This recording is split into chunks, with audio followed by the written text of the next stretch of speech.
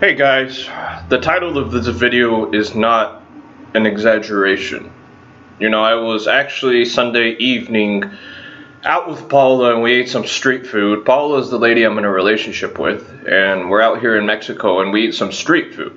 Now, I met Paula through the documentary, the Mexico documentary that I filmed out here in Mexico. That's how we met, by the way, for those who are not aware.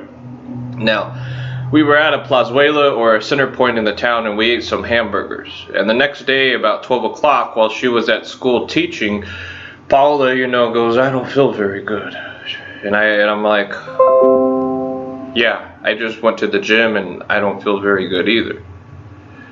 And then I was at the mechanic, right? I was looking at cars because my car had recently been hit by a drunk driver and my entire car was destroyed. Now I'm still waiting for the insurance company to pay me out, so I was there looking at cars and having the mechanic check them. Now I had a 1 hour break. Now, being the overachiever that I am, I decided to go to the gym and work out. And after I came back from the gym, I was just not good. And then later that night, Paula, checked her temperature, and she had 104 degrees, or I believe it's 38 Celsius temperature, and she was basically dying. And I had 37.5, and I was pretty bad too. And so she went to the doctor right away, or we went to the hospital, and they gave her antibiotic shots because they said she had really bad infection, and it started with her stomach first from food poisoning. And I didn't take any injections. I didn't do anything. I was just listening to my subliminal get over sickness. Now, this was one of the original subliminals, getting over sickness, but there were no affirmations written for food poisoning. And go figure, out of the 450 something subliminals I've made, there was not one food poisoning subliminal.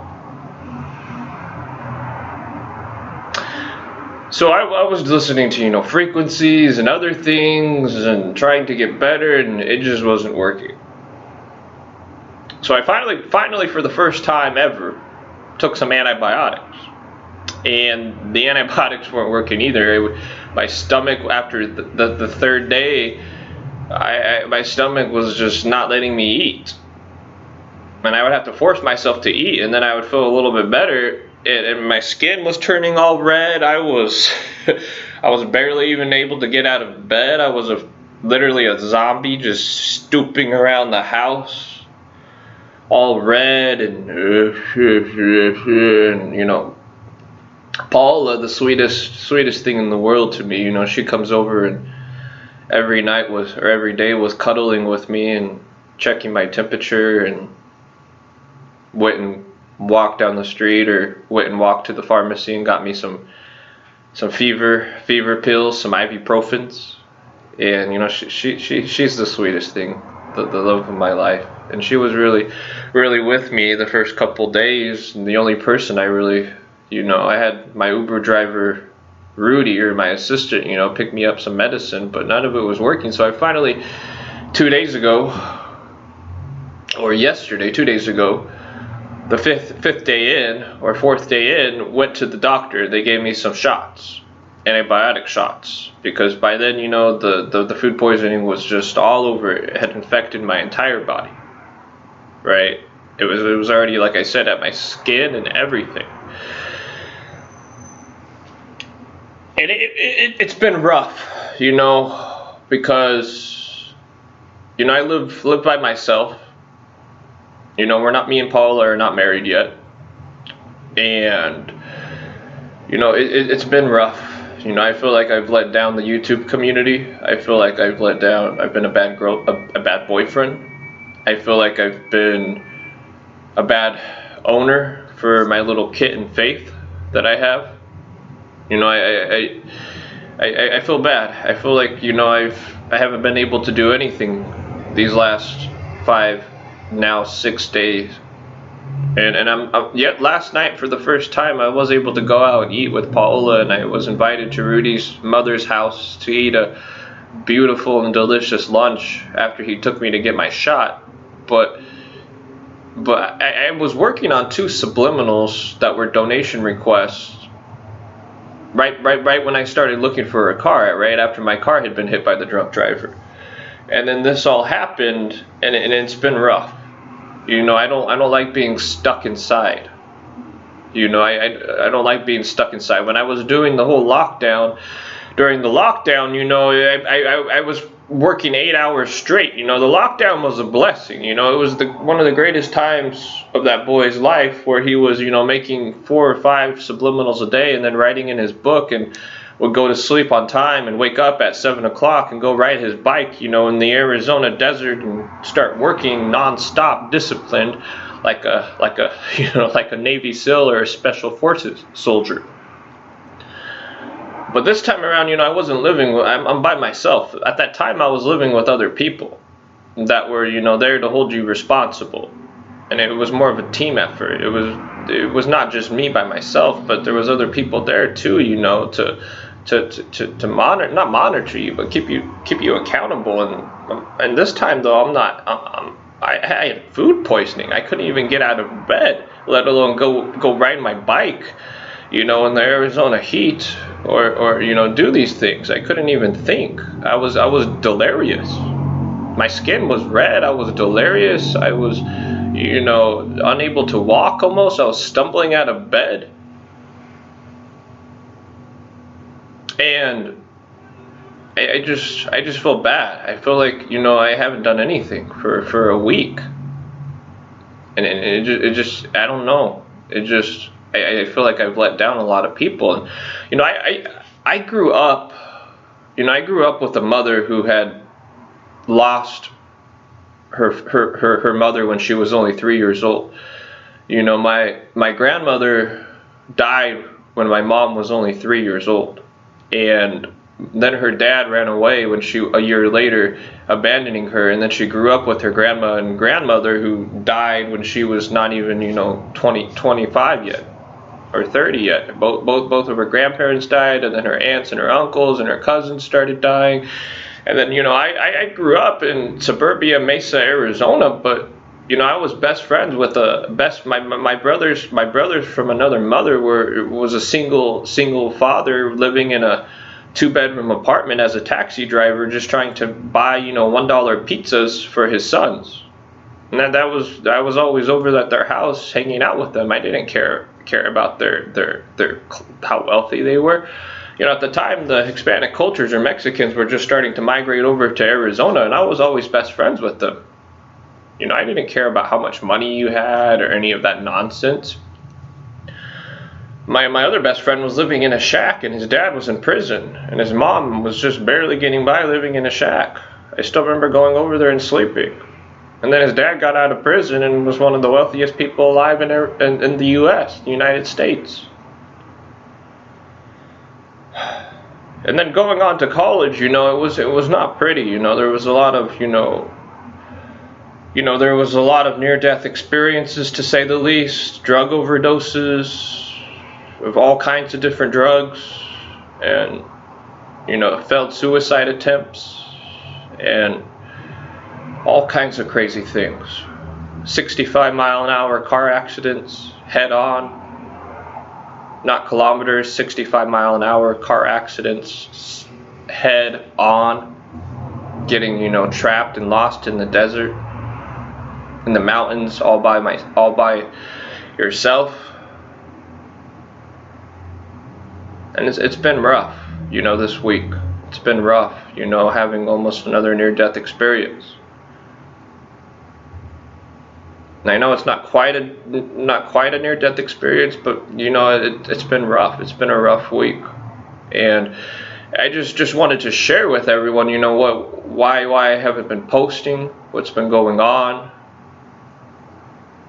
and, you know, this is the question that arises. You know, at some point you need to go to the ER, right? Subliminals can work, right? Subliminals can work instantly. I brought the dead bird back to life, and the difference though between a human and an animal is that humans, we have free, and this is the ability though that we have as human beings though, is to think and have resistance, right? Because the subliminal can instantly work.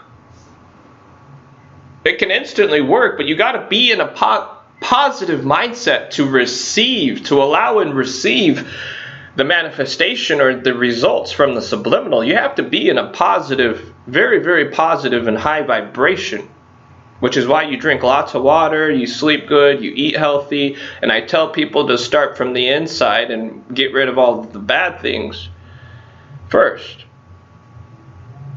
And then you move on to the physical results. That's why.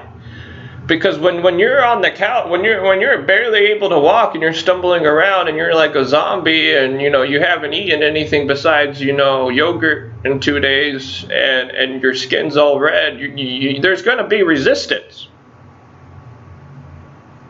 And no matter how powerful the subliminal is, there's going to be resistance. Now there's ways we can draw energy from different things, and I'll talk about that in my How to Make Subliminal class that I'm still going to be teaching next month.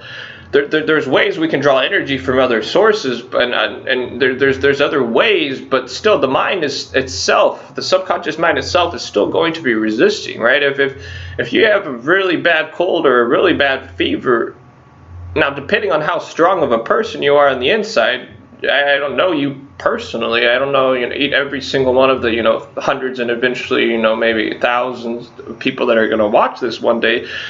But the stronger, if you can manage to still stay strong and listen to that subliminal with that faith, you can overcome that cold or that fever without taking any medicine. But that's why it's very important to listen to prevention subliminals while you're in a positive mindset, ones that, create good health.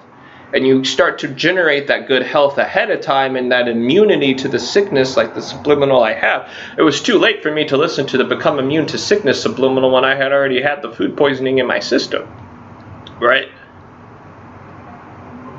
So this is the dilemma. If you're not feeling good, you need to go to the ER. You need to go to the doctor, right? Now, if it's something like wrist pain or something like that, you can still get into a pretty positive mindset. Maybe you can still take some ibuprofen or painkillers and then listen to the subliminal, which is what a lot of people have done. A lot of people have listened to subliminals for various diseases that, they can still stay in a good high vibration or a decent vibration. But if you're dying or you need to, you're really ill, you need to go to the ER, right? And I'm looking for that motivation. I'm looking for that inspiration, that push. Before I even, got my car hit by a drunk driver, I've been just enjoying my time with Paola and our relationship that's been, soaring to new heights. But, we haven't, this whole thing, really called me onto the couch for deeper meditations I haven't had since the lockdown. And life's been happening so fast. People always know how fast Seiluke's life goes. They can't even keep up with him on a weekly basis. And you out of nowhere, 440 successful subliminals just pop up, and this Seiluke guy is like, what the heck, bringing dead birds back to life, and starting this child sex trafficking cryptocurrency, and it's just like, holy cow. And now it's where's that motivation? What's the next big thing? How do you come back from this? How do you use this as some passion or some, let's come back stronger. And I'm looking for that. And this is just me being honest and me being open and just sharing my honest thoughts, because people always think that self-help, I don't consider myself a self-help guru, but whatever you want to call it, they always think we're just inspired. But when you get food poisoning and almost die, and it's like he's going to come back from this like a lion. And I'm sure once my energy levels get there later this week, they will. And I'm going to be continuously meditating on the inside. And something Something big will come from this. Something big will come from this. I feel it. I can feel it, yeah.